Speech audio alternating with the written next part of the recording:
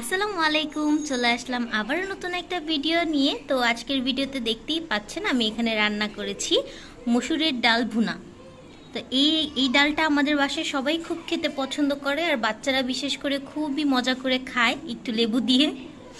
তো এটা হচ্ছে পরোটার সাথেও খুব ভালোভাবে যায়, সকালের নাস্তায় কিংবা দুপুরে ভাতের সাথে কিন্তু আপনারা এটা করে নিতে পারেন। আর এটা রান্না করা খুবই সহজ, আপনিও প্রথমবারই দেখে এটা কিন্তু রান্না করে ফেলতে পারবেন। তবে চলুন আজকের মতো শুরু করা যাক আজকের রান্না।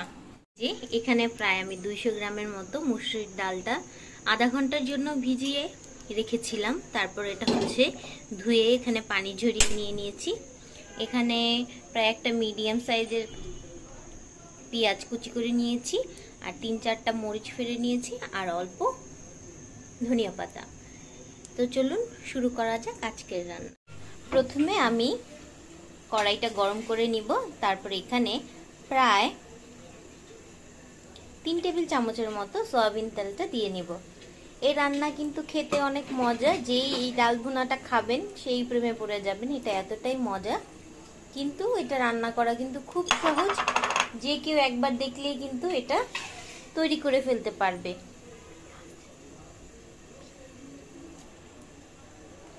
তো প্রথমে তেলটা একটু গরম করে নিব। অলরেডি তেলটা গরম হয়ে গেছে দেখুন।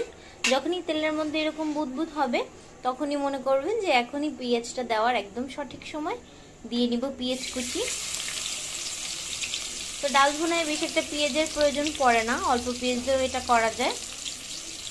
আপনারা চাইলে আর একটু কম পেঁয়াজেও কিন্তু রান্নাটা করতে পারবেন। আর রান্নাটা করতে এত অল্প সময় লাগে যে বলার মতো না। হুটহাট করে মেহমান বা অন্য কোনো কাজে, আর এই ডালটা কিন্তু পরোটার সাথে খেতেও খুব মজা লাগে। আর মেহমানদের একবার এই ডালটা খাওয়ালে দেখবেন যে এই ডালের প্রেমে পড়ে যাবে, আপনার কাছে শুধু এই ডালটাই খেতে চাইবে, এতটা টেস্টি। আর রান্না করা তো খুবই ইজি, যে কেউ দেখলেই প্রথম ট্রাই কিন্তু এই রান্নাটা করে ফেলতে পারবে। পেঁয়াজটা একটু নেড়ে চেড়ে নিব।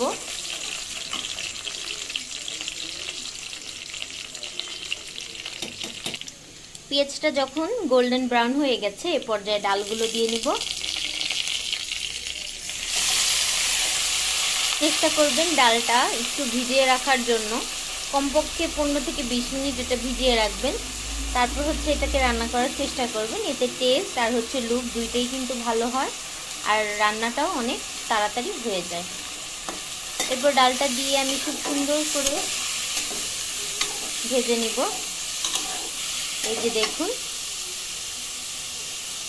ডালটা ভাজতে হবে যতক্ষণ পর্যন্ত না পানিতে সম্পূর্ণ সোক হয়ে যাচ্ছে।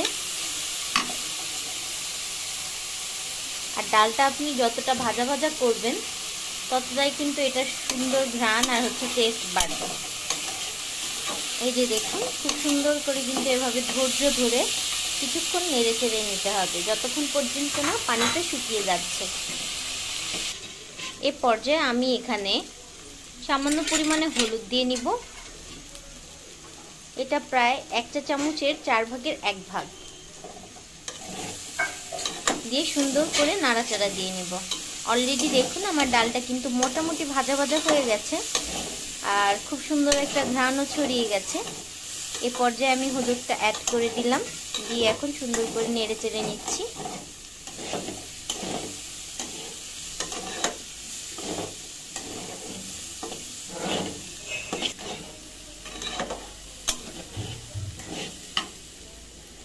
এটা কিন্তু একটু ধৈর্য ধরে আপনাকে নাড়াচাড়া দিয়ে নিতে হবে, নিচে যাতে লেগে না যায়।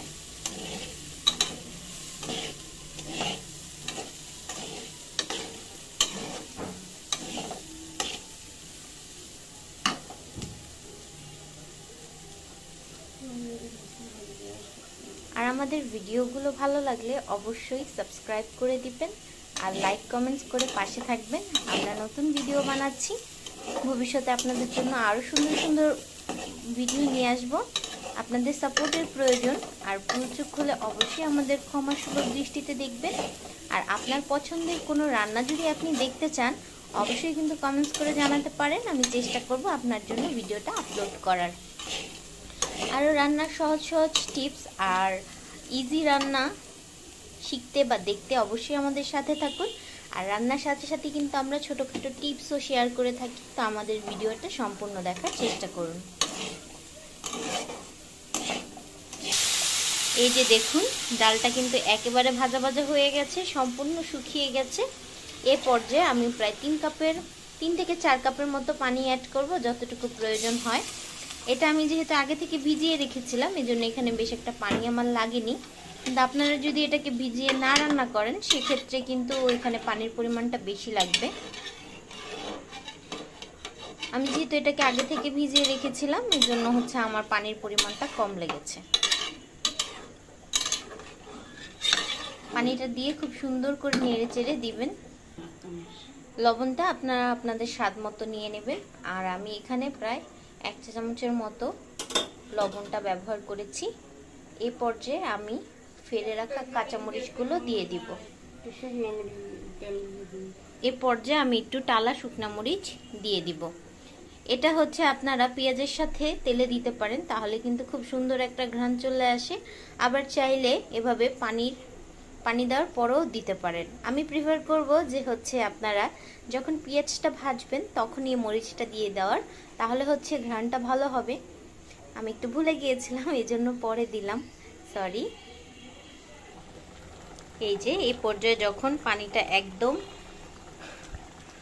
মোটামুটি শুকিয়ে আসবে, একদম ডালের সাথে লেগে যাবে, সে পর্যায়ে আমি কিছু ফেলে রাখা কাঁচামরিচ দিয়ে দিব। আমি চুলার ফ্লেমটা কিন্তু শুরু থেকেই বাড়িয়ে রেখেছিলাম পানিটা টেনে নেওয়ার জন্য তাড়াতাড়ি, কারণ হচ্ছে আমার ডালটা কিন্তু হয়ে যাবে যেহেতু আমি ভিজিয়ে রেখেছিলাম। এই যে, তো আপনারা যারা হচ্ছে ডালটা না ভিজিয়ে রান্না করবেন, তারা কিন্তু অবশ্যই চুলার ফ্লেমটা কমিয়ে ডালটাকে আগে সিদ্ধ হতে দিবেন, তারপর হচ্ছে চুলার ফ্লেমটা বাড়িয়ে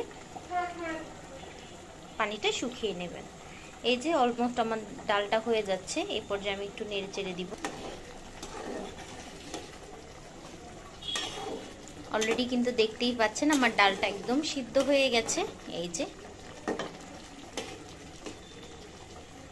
পর্যায়ে আমি এটাকে আবার কিছুক্ষণের জন্য ঢেকে রাখবো। পর্যায়ে আমার ডালের পানিটা একদম শুকিয়ে যাচ্ছে, এই মুহূর্তে আমি হচ্ছে ধনেপাতা দিয়ে দিব।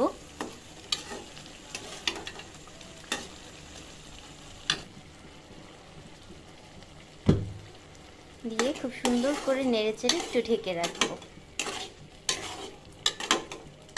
দেখতেই পাচ্ছেন ডালটা এখনই কতটা লোভনীয় লাগছে দেখতে। এটা খেতেও খুব মজা, আর রান্না করাও কিন্তু খুবই সিম্পল।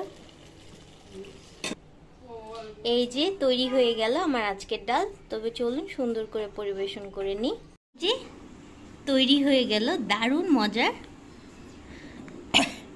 ডাল ভুনা। এখানে আমি মুসুরির ডালটা ব্যবহার করেছি, আর এই ডালটা কিন্তু আপনি ভাত, পরোটা সব কিছুর সাথেই খেতে পারবেন, খুবই মজার। আর অল্প খরচেই বা অল্প সময়ে কিন্তু আপনি এই সুস্বাদু মজাদার ডালটা রান্না করে ফেলতে পারবেন।